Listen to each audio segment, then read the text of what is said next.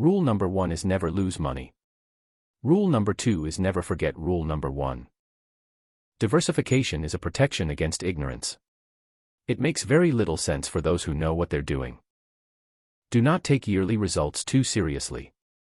Instead, focus on 4 or 5 year averages.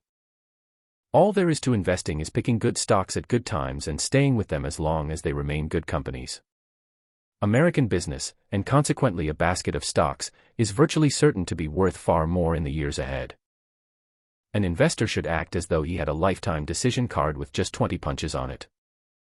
And so the important thing we do with managers, generally, is to find the .400 hitters and then not tell them how to swing. The most important quality for an investor is temperament, not intellect. You need a temperament that neither derives great pleasure from being with the crowd or against the crowd. Bitcoin has no unique value at all. Buy a stock the way you would buy a house. Understand and like it such that you'd be content to own it in the absence of any market. The years ahead will occasionally deliver major market declines, even panics, that will affect virtually all stocks. No one can tell you when these traumas will occur. I insist on a lot of time being spent, almost every day, to just sit and think. That is very uncommon in American business. By companies with strong histories of profitability and with a dominant business franchise. For the investor, a too high purchase price for the stock of an excellent company can undo the effects of a subsequent decade of favorable business developments. I believe in giving my kids enough so they can do anything, but not so much that they can do nothing. The world went mad.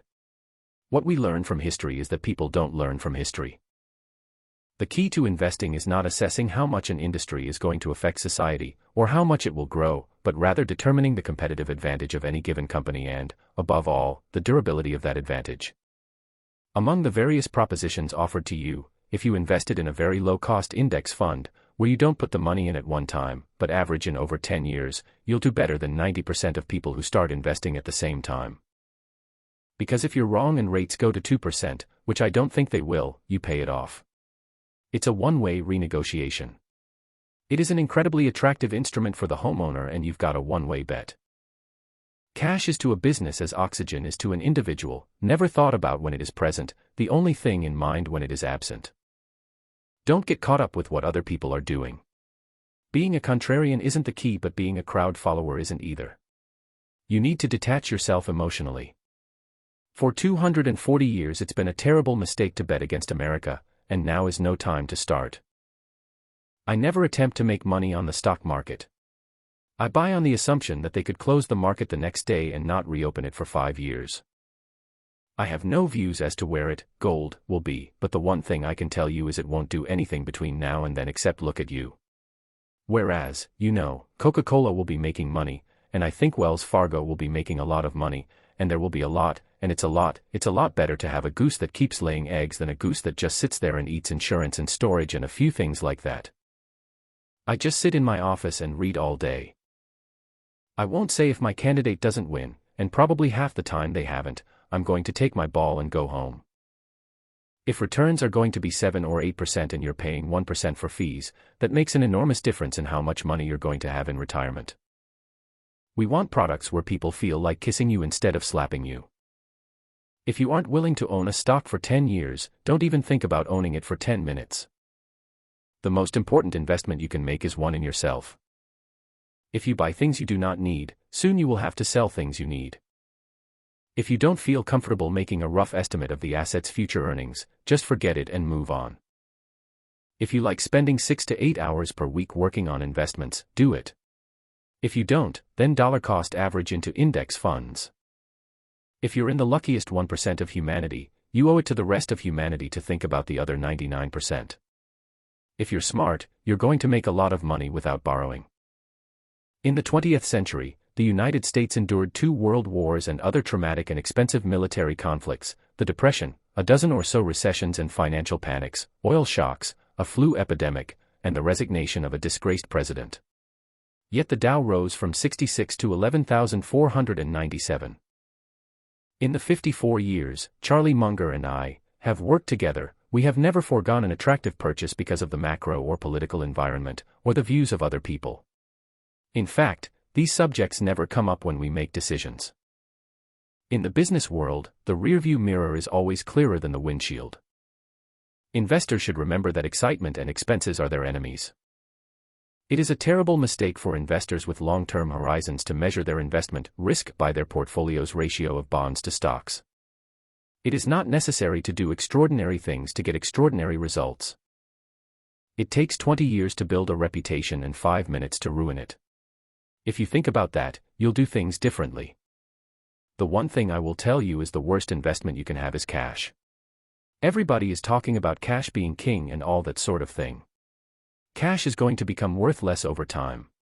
But good businesses are going to become worth more over time.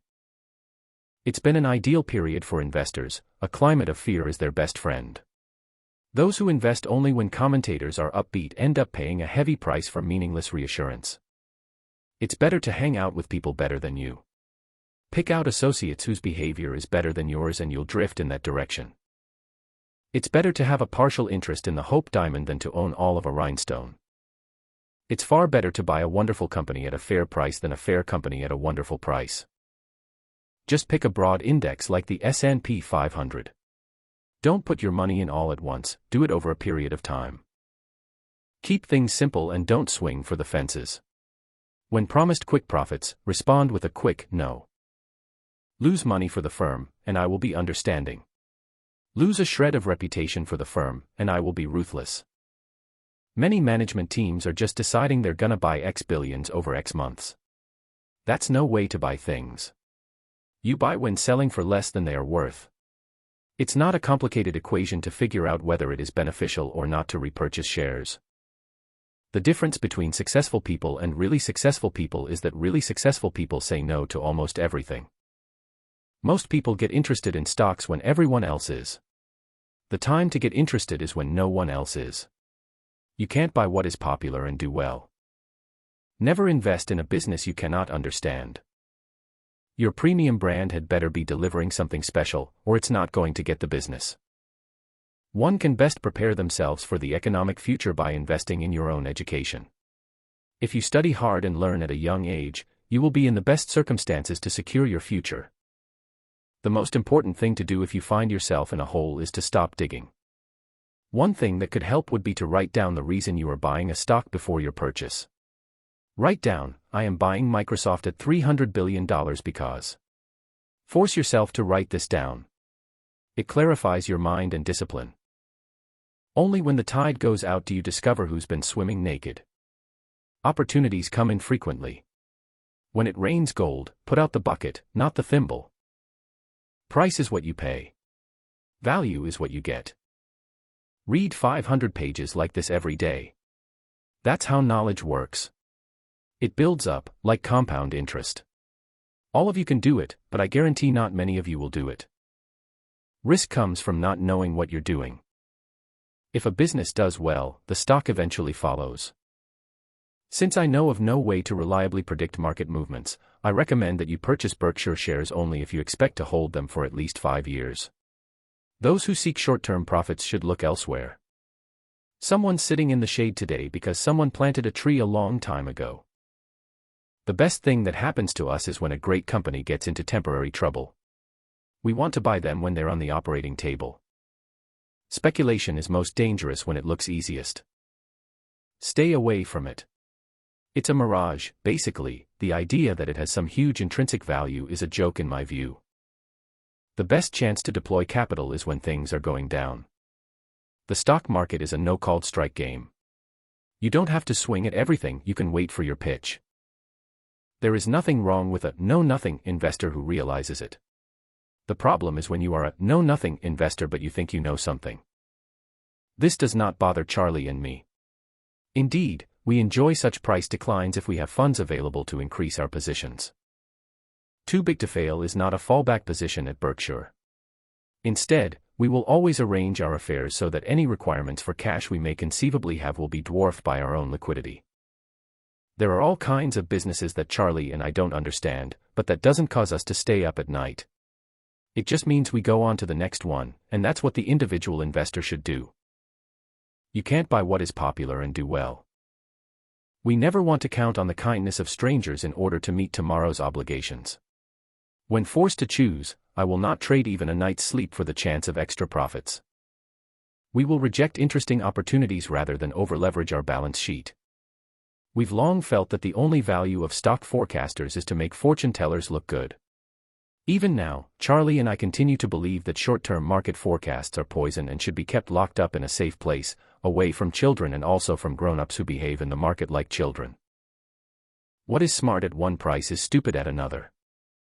What we learn from history is that people don't learn from history. When stock can be bought below a business's value, it is probably the best use of cash. When trillions of dollars are managed by Wall Streeters charging high fees, it will usually be the managers who reap outsized profits, not the clients. When we own portions of outstanding businesses with outstanding managements, our favorite holding period is forever. When you have able managers of high character running businesses about which they are passionate, you can have a dozen or more reporting to you and still have time for an afternoon nap.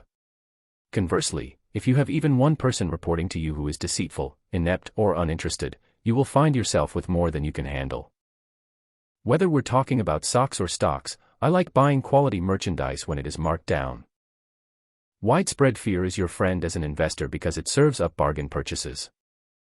You are neither right nor wrong because the crowd disagrees with you. You are right because your data and reasoning are right.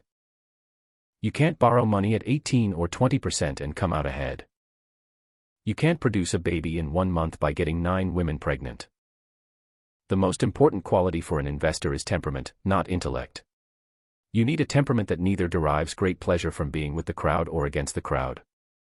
You don't need to be a rocket scientist. Investing is not a game where the guy with the 160 IQ beats the guy with 130 IQ. You only have to be able to evaluate companies within your circle of competence. The size of that circle is not very important. Knowing its boundaries, however, is vital. You're just hoping the next guy pays more. And you only feel you'll find the next guy to pay more if he thinks he's going to find someone that's going to pay more. You aren't investing when you do that, you're speculating. Buy into a company because you want to own it, not because you want the stock to go up.